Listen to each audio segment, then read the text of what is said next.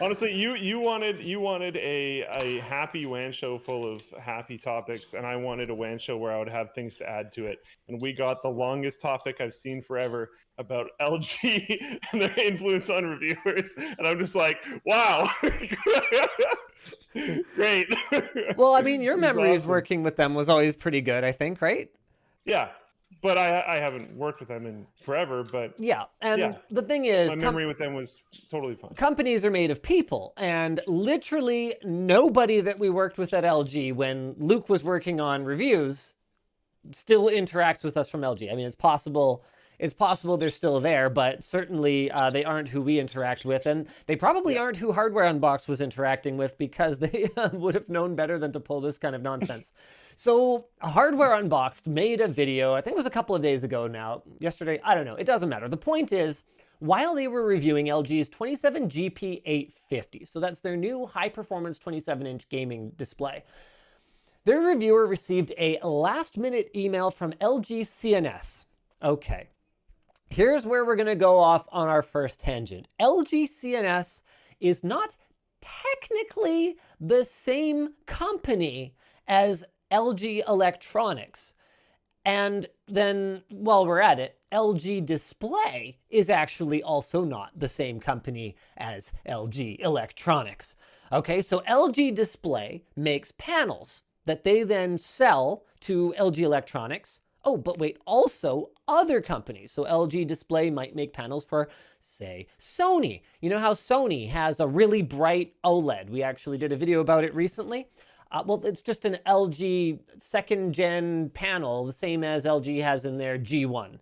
But then, Sony did their own tuning. They had added an additional cooling layer that allows it to get brighter. And, they added their own technology to it. But at the end of the day, it's so weird, right? It's like, whoa, LG's selling TVs to Sony so that they can sell them. But actually, LG Display is a different company that does all the R&D on the display side, and LG Electronics actually goes and builds a monitor out of it, or a TV out of it, or whatever the case may be.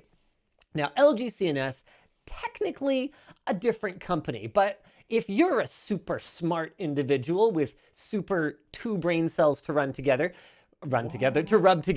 you can probably figure out that LG CNS, the agency that works for LG, that is a separate company, is probably a lot closer to LG than, let's say, North Strategic, another PR company, would be to LG, right? Like, their office probably is very close. Okay? The same. And LG CNS, probably works mostly or only for LG. So basically, it's not uncommon for companies to create or like spin off separate portions of their business in this manner. I'm not 100% sure why. I mean, one benefit I could come up with immediately off the top of my head is that it would allow different divisions of the company to use different agencies as they see fit. It would allow them to have different different salary or different benefits packages for these tier agency employees versus the real LG employees who work for LG Electronics or LG Display. There's a lot of different reasons. It might be for liability purposes. If they were to get sued, say for example, for some unethical thing that their agency did on their behalf, it would be great if that agency was a separate company. So there's a few reasons I can come up with right off the top of my head for why a company might want to have a separate agency that is very separate, but is actually just named LG, but not displays and not electronics. No, a totally different LG. All right, so let's move on a little bit. So LG CNS imposed a release embargo on the review in this last-minute email. So in our industry, usually a review embargo is decided upon before you even get information about the product. So NVIDIA or Intel, this is very typical. In fact, I will go find an Intel embargo email because they're usually pretty by the book about things. Hi, Linus. We hope you are well. On this day, as part of this thing, Intel will share some details on its latest core processor and connectivity news. If you agree to hold an embargo until 7:30 p.m. Pacific time, we can provide the announcement in advance. We look forward to sharing more, and thanks as always for your interest in Intel. Very professional, very to the point. That's by the book. That's how you want to do these things. It is not usual for a company to tell you after you've already evaluated the product that there's an embargo. And there's a couple of reasons for that. Number one is that they would have no way of preventing you from then publishing it because it was never part of the deal. And number two is that it would help prevent leaks, right? You wouldn't want a bunch of people who don't agree to your embargo to have the product on hand. So why would you want to send it to someone who hasn't agreed to your embargo? So already there's alarm bells going off here, right? Now, embargo dates can change, but that's usually part of the original NDA or embargo agreement, as they might say, okay, this is subject to change. They might push it out, they might pull it in. It doesn't happen such that they pull in the date very often, but we have seen it delayed. Say, for example, there was a shipping delay and they couldn't actually launch the product on that day. They might say, oh, oops, guys, can you hold your review for a couple days? And generally speaking, whether we are actually obligated to through the letter of the law in the agreement or not, we would typically comply with something like that because it's not unreasonable. We understand the symbiotic relationship that the press has with hardware manufacturers, and for the most part, they understand it as well. They benefit from us objectively evaluating their product, and we benefit from having early access to it so that we can evaluate the product. Okay. It's worth noting in this case, Hardware Unboxed never formally agreed to any embargo, so while the situation I talked about just now could be a common thing, I mean, not common, but it does happen from time to time, where the terms of the agreement might change and everything's amicable. In this case, there was no agreement. There was just, hey, by the way, embargo. Good luck with that. So, okay, ultimately, Hardware Unboxed released a very positive review of the 27 GP850 with one caveat being that the faster latency mode was, quote, unusable due to ghosting issues. Now, a funny thing about that is that's a pretty normal thing to observe. I mean, Luke, have you ever seen a monitor that had like a faster ghosting, like overdrive setting that was usable? I don't think so. They're all terrible. Yeah, so, they're essentially garbage. Anyway, LG reached out to him after the video was released as they believed the testing methodology was slightly flawed. Tim was able to verify the issue, so he cut a few seconds out of the video and left a clarification pinned in the comments. YouTube used to allow us to actually pin little stickers, annotations they were called. We could put little stickers with a little arrow at a certain timestamp in the video, and that would allow us to make corrections for things like this. Now, I mean, we do have the edit feature, so that's definitely a plus, but we no longer have the ability to actually embed new information in the video once it's released. It's really frustrating, and Google's excuse is that the feature was not supported on mobile, to which my response was, I mean, do you not make the mobile platform supported on mobile? Then support. Okay, so anyway, that's water under the bridge. The point is, these days, that's pretty much all you can do is chop out a section if it kind of works with the video and leave a pinned comment. So here's what Hardware Unboxed pinned. Tim was the one who worked on this video. It said, update. In the original version of this review, we described the faster overdrive mode as unusable, but that was an error. While the response data shown in the video is correct, we were also basing our assessment on an incorrect UFO test image not shown. The mode is in fact usable, but with some inverse ghosting visible. It's not unusable with significant inverse ghosting like we first thought. Overall, the mode is not as good as fast mode, which it never, ever, ever is and wasn't going to be. However, the faster mode is a lot better than what LG were offering previously in their 27 GL850, so we don't feel unusable was appropriate wording. We've cut out a few seconds of the video. I think that's a very professional way of handling it. LG also provided the 32-inch version of the same monitor, which also received an after-the-fact embargo that was lifted at the same time as the 27-inch model. They decided to space out the two videos, and before they could release the video on the 32-inch, LG imposed another embargo on it with no firm end date and no disclosed reasoning.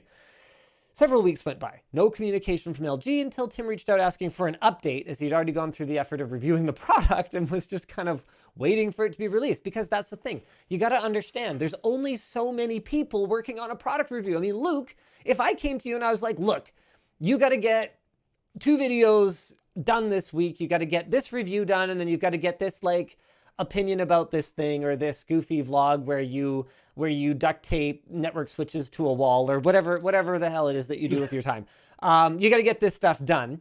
And you went and you delivered me this review of a monitor that then I get an email from the manufacturer and they go, oh, hey, sorry, looks like you can't release that. You can't release it. I've got an upload slot. I only get so many of those. I mean, okay, theoretically, you can upload as many videos as you want, but algorithmically, that will destroy your channel. Don't do that. So I only get so many upload slots, and to have like even spacing.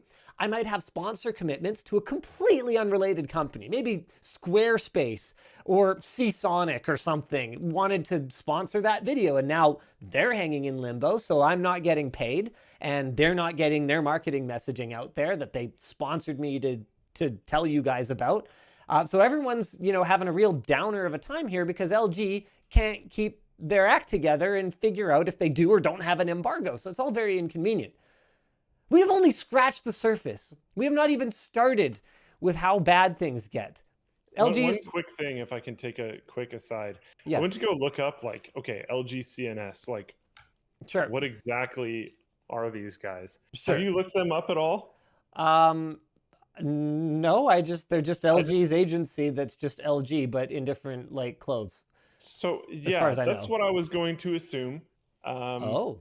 If you check out their About Us page, it's basically impossible to distinguish what the heck. I think they're trying to put across that they just are LG, because they say okay, we have a 212.8 billion KRW operating profit. We have over 6,000 employees. Okay, that sounds like LG itself. But their statements at the top of their About Us page are just actually amazing. Their big bolded tagline is LG CNS shapes the future of our life. And then the one immediately after that is, we are dedicated to reinventing the way we live by applying innovative IT solutions to all that exists. All that exists. Yeah, I've got display capture up so they can see this. This is great. This is fantastic. You got to get all the big buzzwords in here, okay? Let's play some buzzword bingo. You ready, Luke? Yes. Blockchain, cloud, AI, big data, smart transportation, IoT, robot. I love the just robot and retail. Well, it's robot services. Okay, it's robot services. I was going for buzzwords. Okay. Oh, and I think they misspelled government. Government. That's okay though. That's okay. You know what? I forgive them. They were trying very hard. Maybe they could have had some robot services, double check a cloud data center and use big data to, I don't know, use Grammarly or something. Point is LG CNS is LG. Okay. Yeah. So anyway, this is how LG replied to Tim from Hardware Unboxed.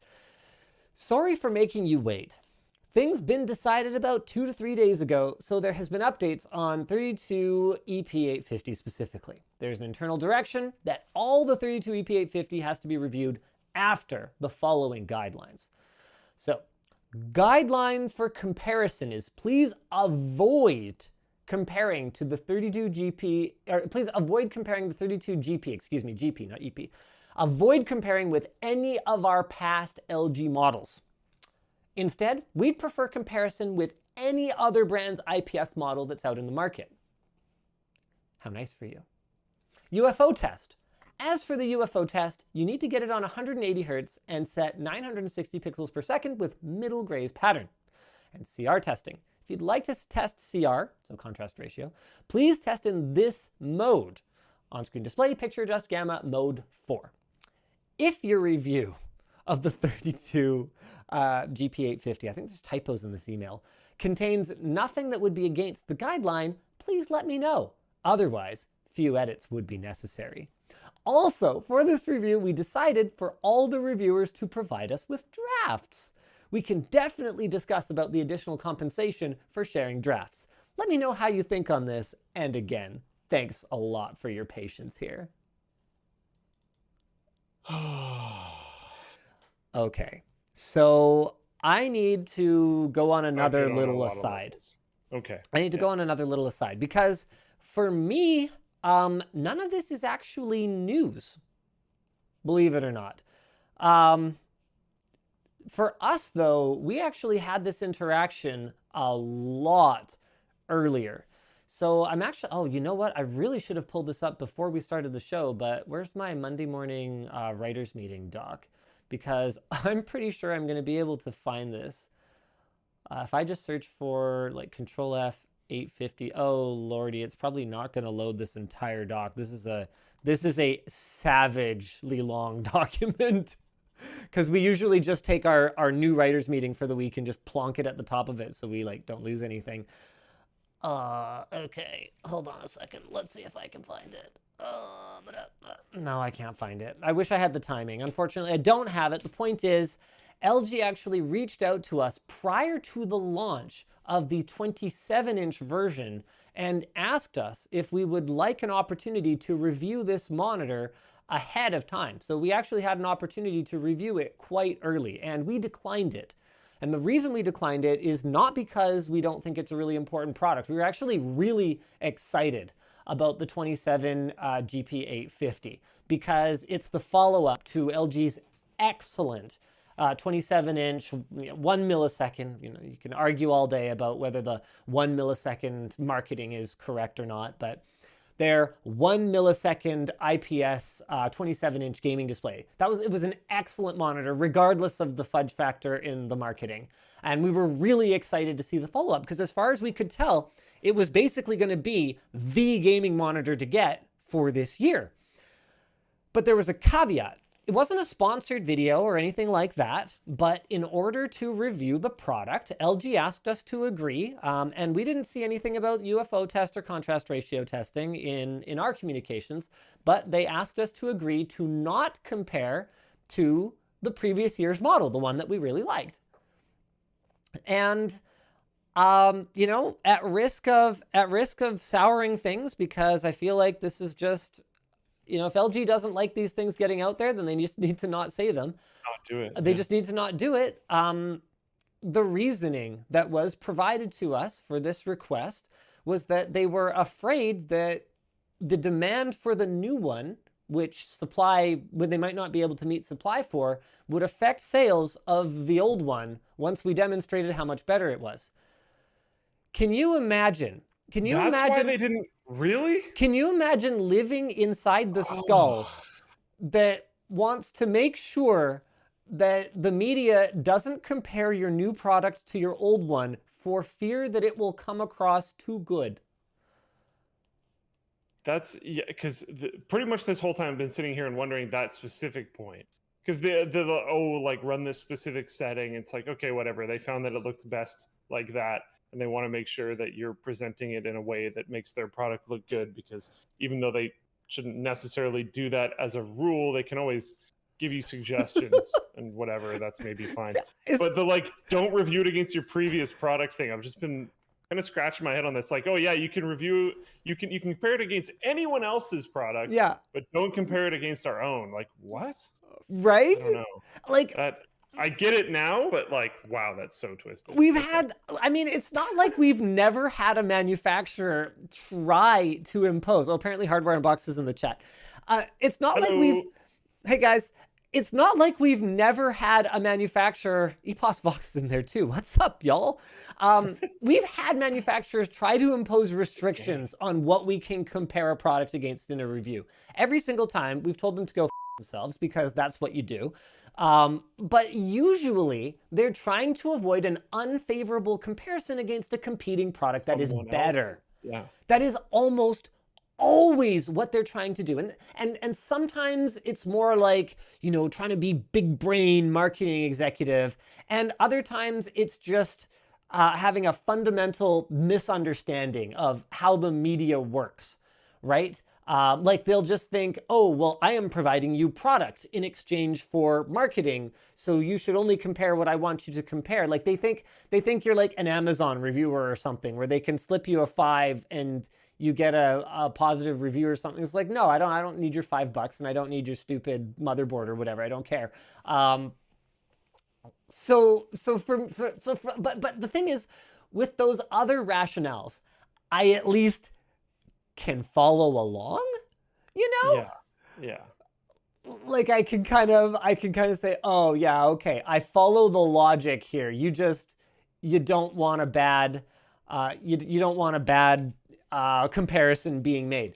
In this case, they didn't want, and remember, I'm just going based on what they told us, right? So I don't know if maybe the message got confused somewhere along the line, because that does seem like a very confused kind of message. But that was legitimately, that was actually the logic that was provided to us for why we couldn't compare it. A lot of lack of understanding on like how consumerism works, I'd say, because like if someone's super hyped about a particular product and they're unable to get it due to stock, they will often look for the most similar thing they can get, which in this case sounds like probably the previous generation of the same product. And like it's a fairly normal thing. Oh, that's so on the point. That's so right, because you got to remember too that this is in the context of a global electronic shortage by this point. Yeah. You literally couldn't buy the previous Gen 1 either. There wasn't a single gaming monitor on the shelf. So it's like, whose sales are you trying to protect from cannibalizing from who? It's like watching a hockey game, right? And at the end of the game, they all take off their jerseys and they're all playing for the same team anyway. Haha, got you. It's all to enrich Gary Bettman. Just kidding. It's not. By the way, Jared's Tech, love your videos. I can't believe how many other YouTubers are watching this right now. Craft Computing's in there too. Jared, we actually did a video that was inspired. We ended up doing our own investigation into some other stuff, but by your video on the AMD Advantage laptop.